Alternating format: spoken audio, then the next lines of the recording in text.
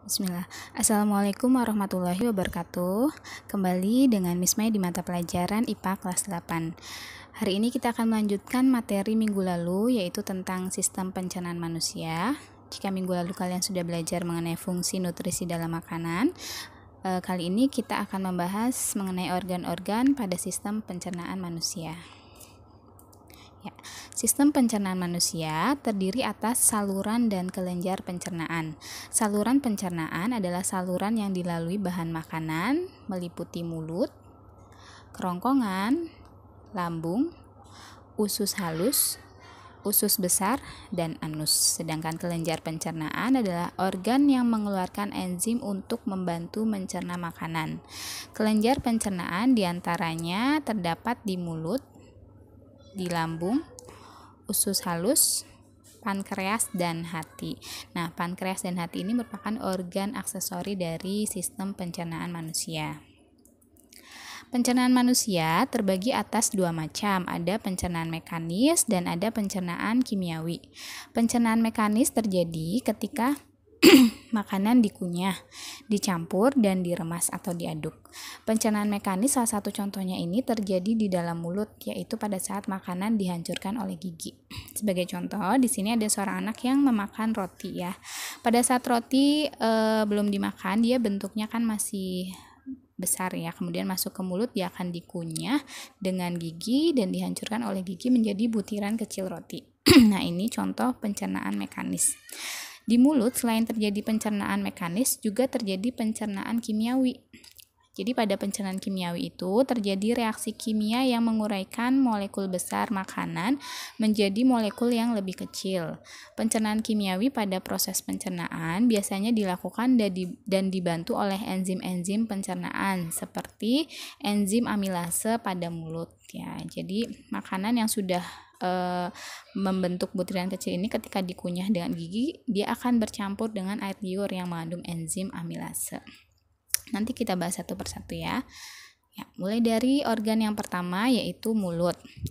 Nah, di dalam rongga mulut ini terdapat gigi, kemudian ada lidah ya, dan ada kelenjar air liur atau saliva. Nah, kelenjar air liur ini dia mengandung enzim petialin atau amilase.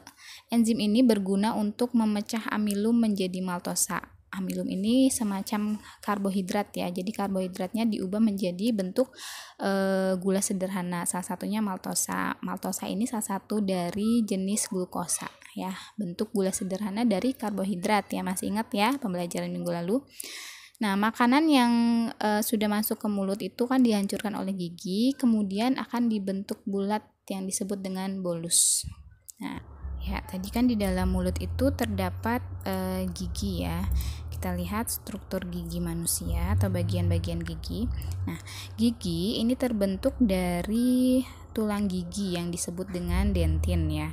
Struktur gigi terdiri atas mahkota, jadi mahkota ada di sini ya. Kemudian yang menempel pada gusi itu ada leher, dan bagian yang tertanam gusi itu ada akar ya. Jadi bagian-bagian gigi itu ada mahkota, leher, dan akar gigi.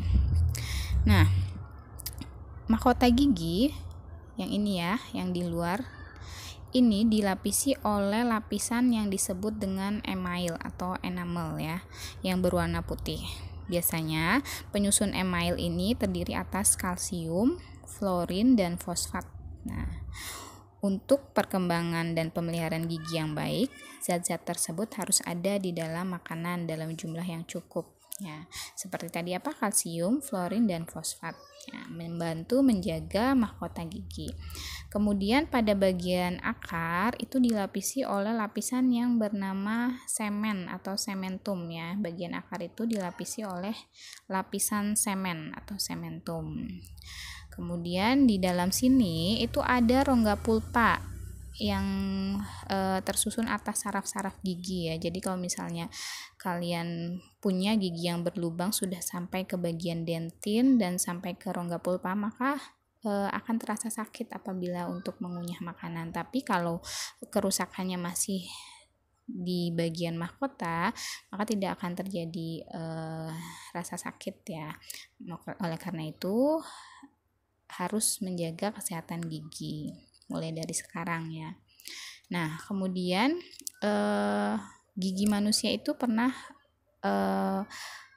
pada saat masih kecil, gigi manusia itu hanya berjumlah 20 ya. Biasanya disebut dengan gigi susu. Nah, gigi susu itu jumlahnya ada 20, di atas 10, bagian bawah 10 ya.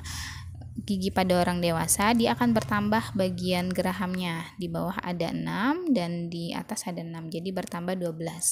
Jadi untuk gigi dewasa itu jumlahnya 32.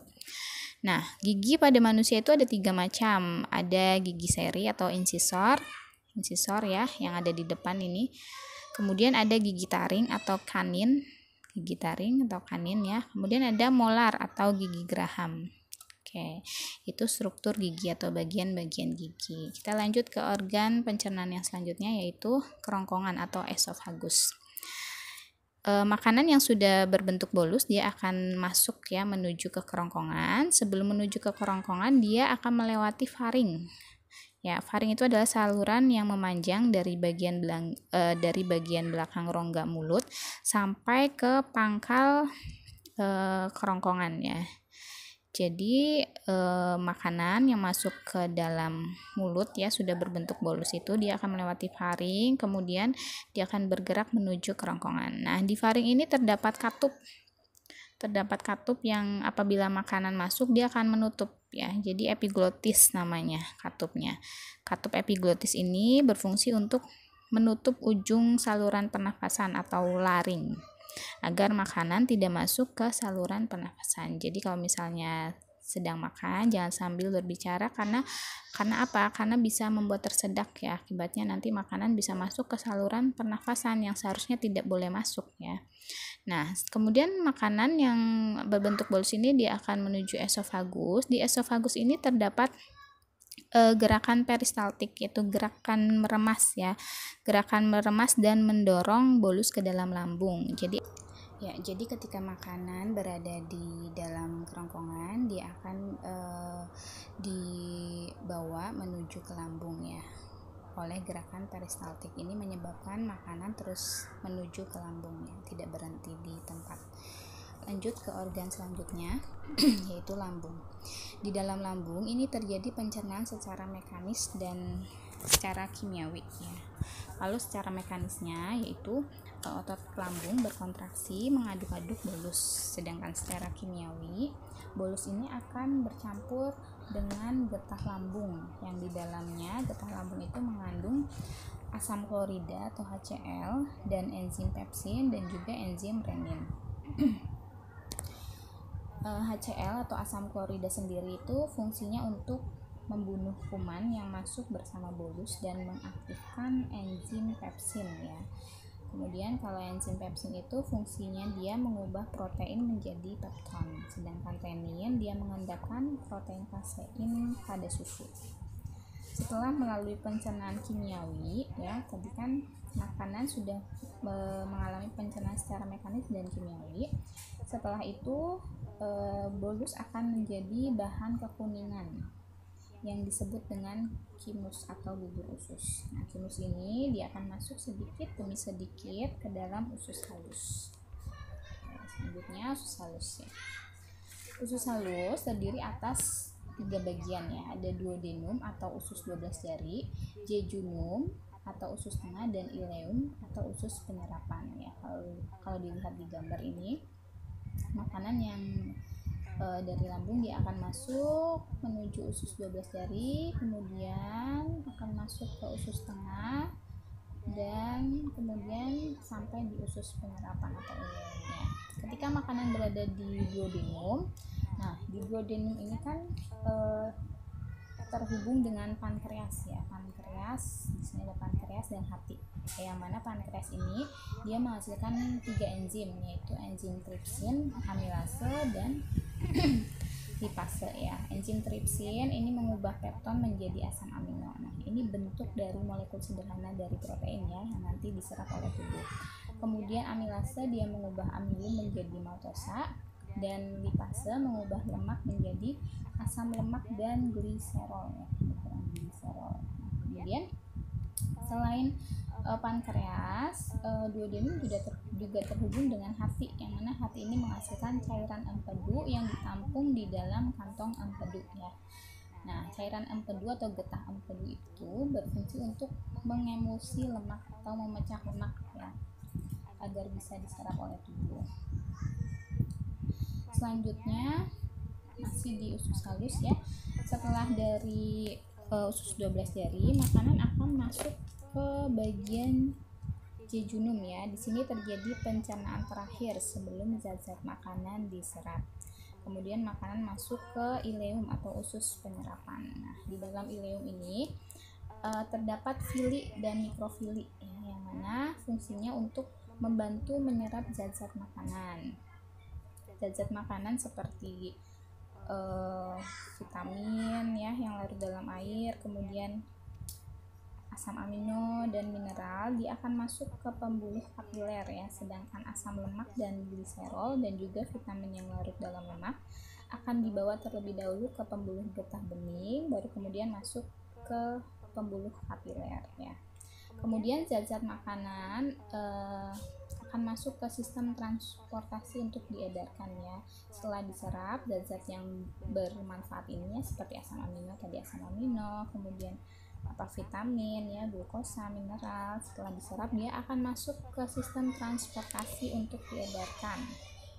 Nah, bagian darah yang membawa dan mengedarkan zat-zat makanan ke seluruh tubuh adalah plasma darah. Kemudian zat makanan akan dioksidasi dan dilepaskan oleh hemoglobin sehingga menghasilkan energi. Itu zat-zat makanan yang akan diedarkan ke seluruh tubuh. Kemudian setelah itu bagaimana dengan sisanya gitu, setelah makanan diserap zat-zat yang bermanfaatnya, kemudian kan ada sisanya ya. Nah, sisanya ini dia masuk ke usus besar ya. Jadi di usus besar sisa-sisa makanan ini dia akan diatur kadar airnya. Jadi kalau misalnya kadar airnya pada sisa makanan itu berlebihan, maka akan diserap oleh dinding usus besar ya. Sedangkan kalau kekurangan, maka usus besar akan mengeluarkan air ya untuk mengatur kadar air pada sisa makanan. Nah, usus besar ini terbagi menjadi 3 bagian ya. Ada kolon ascendens atau bagian yang naik ya, kolon yang naik. Kemudian ada kolon transversum, bagian yang mendatar, dan kolon descendens atau bagian yang turun ya. Kemudian di sini juga ada rektum untuk menampung feses sementara ya. Nah, kemudian di usus besar juga terdapat bakteri yang bermanfaat untuk tubuh kita ya, yaitu bakteri Escherichia coli atau biasa disebut dengan bakteri E. coli yang membantu untuk membusukkan sisa-sisa makanan. Kemudian dari proses pembusukan sisa-sisa makanan tersebut akan terbentuk feses. Nah, feses ini yang disebut dengan tinja. Sebelum dikeluarkan, feses ditampung di bagian usus besar, yaitu yang disebut dengan rektum ya. Jadi feses ditampung di sini dulu, kemudian baru dikeluarkan melalui anus. Nah, itu tadi proses pencernaan makanan pada manusia. Selanjutnya silahkan dikerjakan tugas di e-learningnya ya. Sekian dari ini. Wassalamualaikum warahmatullahi wabarakatuh.